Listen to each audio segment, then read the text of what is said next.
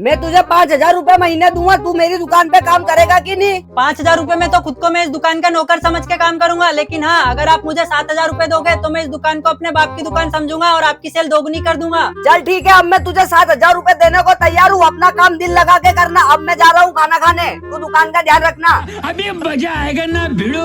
अबे तू कौन है बे? मैं तो आज ही इस दुकान पे काम पे लगा हूँ, लेकिन टकले तू कौन है बे?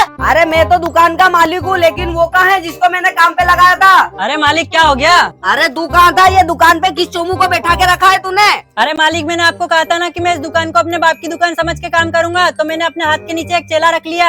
वैसे चेला रखने से तुझे क्या फायदा हो रहा है? मालिक, आपने मुझे 7,000 रूपए में रखा और मैंने इसको 2,000 रूपए में रख लिया, और यूँ मानो इसी में 50-60 दुकानें तो चला ही रहा हूँ। ओ भाई, मैं तुझे 7,000 रूपए देने को तैयार हूँ, लेकिन इन जैसे दलालों को नहीं। ये पकड़ 7,000 रूपए, आज से तू मेरे लिए काम करना। मालिक ये पकड़ो अपने 5,000 रूपए और 2,000 रूपए मेरे। और हाँ, हमारा परिवार ईमानदार था और ईमानदार है और ईमानदार ही रहेगा।